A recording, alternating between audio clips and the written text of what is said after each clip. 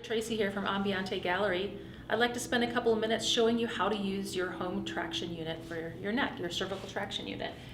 You'll see when you get your box and you open it up that there is a really nicely done instruction sheet on how to install it. So I'm not going to go into that in the video of how to attach the rope to this and how to put it in the door. If you have any questions or need to troubleshoot, let us know, we'll help you, but I think they did a great job with that. I'm going to focus this discussion on how to do the cervical traction.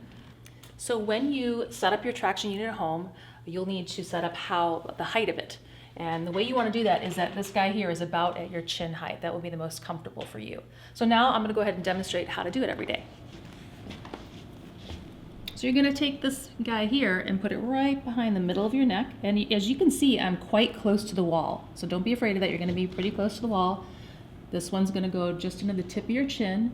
Hands in a nice loose grip facing the back. And to do traction, you're just going to bend your knees and you're going to hold each repetition anywhere from 2 to 5 seconds.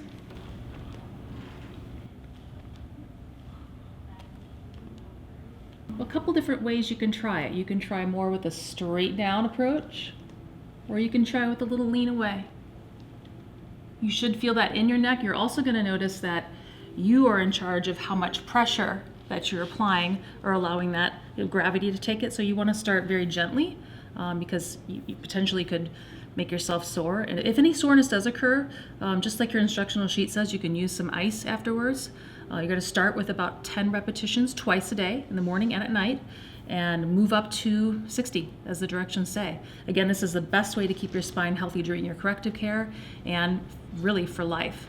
If you have any questions about home traction and the unit and getting it put together and how to do it, please let your doctor know, and we'll sit down with you and we'll show you exactly what you need to know to be successful. Thanks.